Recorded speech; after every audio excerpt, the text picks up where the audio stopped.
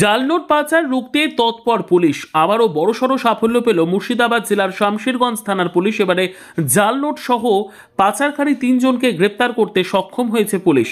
এই ঘটনাকে কেন্দ্র করে ব্যাপক চাঞ্চল্য ছড়ায় এলাকায়। ঘটনাটি ঘটেছে মুর্শিদাবাদ জেলার শামশেরগঞ্জ থানার ডাকবাংলা নিয়ার হলিহাট সংলগ্ন এলাকায়।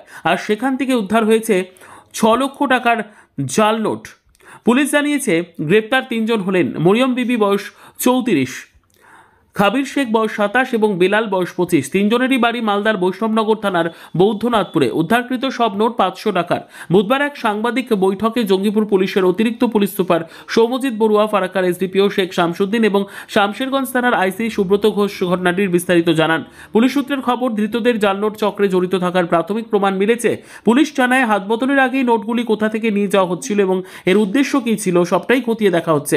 ধৃত 3 জনকে আদালতে পেশ করা হয়েছে। পুলিশের তরফে জানানো হয়েছে, জাল নোট পাচার রুখতে পুলিশের এই অভিযান জারি থাকবে।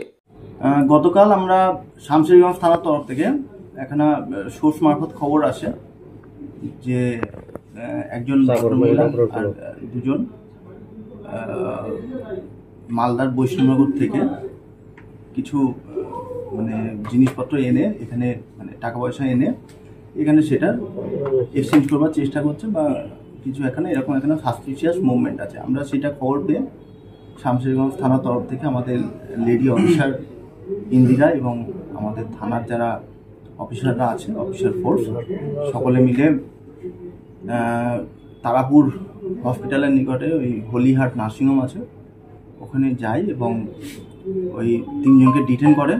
ডিটেন করার পরে তাদের প্রপার সার্চ হয়, আমরা প্রপার এসওপি সার্চ করার পরে তাদের কাছ থেকে, তাদের এক্সক্লুসিভ পজিশন থেকে 6 লাখ টাকা মতন, যেটা suspected two B fake Indian currency note বা FICN, এরকম টাকা উদ্ধার করে তাদের কাছ থেকে।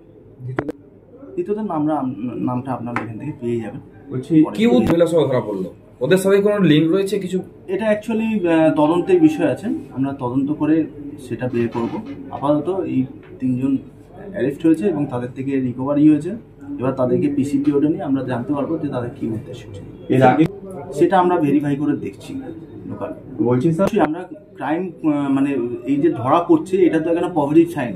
এতদিন তো ধরা পড়ছিল না বা কম পড়ছিল, এখন তো ইদানিংকালে সেটা ধরা পড়ছে। এটা তো আমাদের পজিটিভ সাইন যে পুলিশ অ্যাক্টিভ আছে এবং পুলিশের নজর এড়িয়ে কেউ যেতে পারছে না।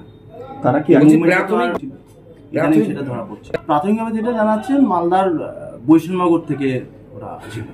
এই এলাকায় কি পাচার করছিল মনে হচ্ছে? এই এলাকায় তারা পাচার করবার উদ্দেশ্যে বা সেই টাকাটা ভাঙানো, সেটা থেকে অরিজিনাল নোট এক্সচেঞ্জ করা, সেরকম কিছু উদ্দেশ্য থাকতে পারে। সেগুলো তদন্তের বিষয় আছে, আমরা তদন্ত করে দিই স্যার।